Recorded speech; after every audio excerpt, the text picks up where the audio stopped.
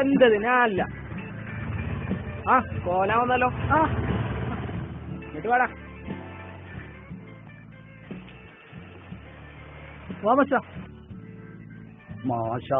എന്തായി കാണ്? വെള്ളത്തുണി, വെള്ളക്കുപ്പായം, വെള്ള തൊപ്പി. അല്ല വൈദ്യര് നമ്പലും നന്നായോ? നന്നായതൊന്നല്ല, റംസാൻ മാസല്ലേ, നാട്ടുകാരും വീട്ടുകാരും കണ്ണ് പൊടിന ഇതാ നല്ലത്. എന്നിട്ട് തടിക്ക് കുഴപ്പമൊന്നുമില്ലല്ലോ. എങ്ങനെ കുഴപ്പമുണ്ടാവാനാണ്? 2 നേരം ഫുൾ തീറ്റല്ലേ, മരിപ്പിക്കും മരിച്ചേക്കും. ചിരിക്കണ്ടോ? പഴിച്ചിട്ട് വെച്ചാ റംസാൻ മാസമായിട്ട് പച്ചവെള്ളം കിട്ടിയിട്ടില്ല. പക്ഷെ നമുക്ക് ഹോട്ടലിൽ പോയാലോ? റമളാൻ മാസം ഹോട്ടലിൽ പോവാനോ? 11 മാസം തിന്ന് നടന്നൊന്നും പോരെ നിങ്ങക്ക്? ഹോട്ടലിൽ പോകട്ടെ, ഹോട്ടലിൽ. അങ്ങനെ ഹോട്ടലിൽ പോണെങ്കിൽ പറഞ്ഞില്ലോട്. അപ്പോൾ തന്നെ കളിച്ച് സാധനം റെഡി.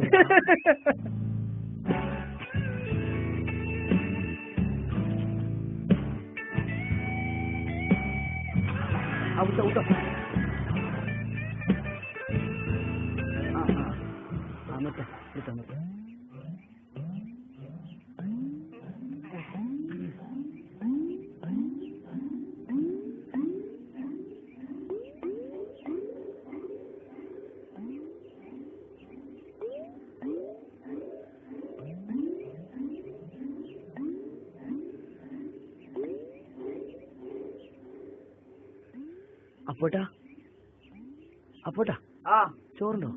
ആ വരി മക്കളെ.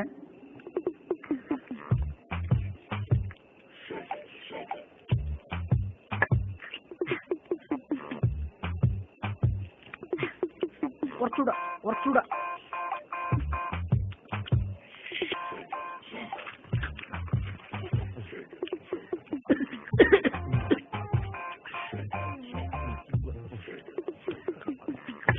അയാൾ വിളിക്കണ. ആ കുറച്ച് ചോറ്.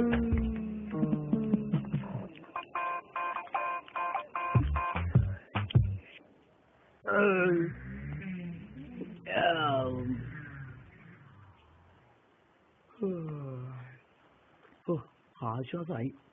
മച്ചാനെ എന്തിന്റെ ഒരു കുറവുണ്ടല്ലോ. നമുക്ക് ഓരോ വലിയ വാങ്ങിയല്ലോ. ബാ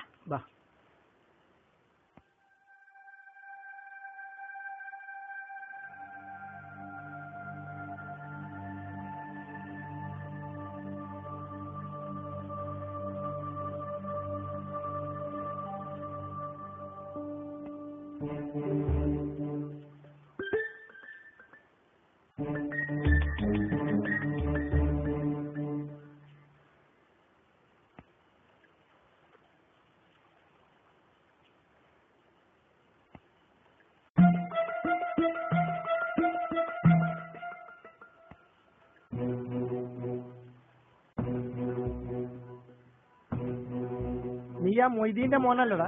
നീ അബുവിന്റെ? നാണം ഉണ്ടോടാ നിങ്ങൾക്കൊക്കെ ഈ റമളാൻ മാസത്തിൽ സിഗരറ്റും വലിച്ച് നടക്കാൻ? ആ കിടക്കുന്ന മനുഷ്യനെ കണ്ടോ നിങ്ങൾ? രാവിലെ മുതൽ നോമ്പും നോറ്റ് ലോഡും കയറ്റി തളർന്ന് കിടക്കുക. ഒരു തവണ തലകറങ്ങി വീണപ്പോ ഞാൻ കുറച്ച് വെള്ളം കൊണ്ടുപോയി കൊടുത്തു. അപ്പൊ ആ മനുഷ്യൻ പറഞ്ഞെന്താ നിങ്ങൾക്കറിയോ? ഈ വെള്ളത്തിന് വേണ്ടി ഞാൻ നോമ്പ് മുറിച്ച നാളെ പടച്ച റബ്ബിനോട് ഞാൻ സമാധാനം പറയേണ്ടി വരും. മരിക്കുവാണെങ്കിൽ ഒരു നോമ്പുകാരനായിട്ട് മരിക്കട്ടെ എന്നാ പറഞ്ഞത്. അത് കേട്ടപ്പോ ഒരു ഹിന്ദുവായ എനിക്ക് പോലും അയാളോട് ബഹുമാനം തോന്നി. നിങ്ങളെക്കാളും വലിയ വരിക്കാരനാ ഞാൻ. എന്നിട്ടും ഒരെണ്ണം പോലും ഞാൻ ഇന്ന് വലിച്ചിട്ടില്ല. കാരണം ഞാനും ഈ മാസത്തെ ഒരുപാട് ബഹുമാനിക്കുന്നു. എന്നിട്ടും മുസ്ലിമായ നിങ്ങൾക്ക് അതില്ലാതെ പോയല്ലോ. കഷ്ടം.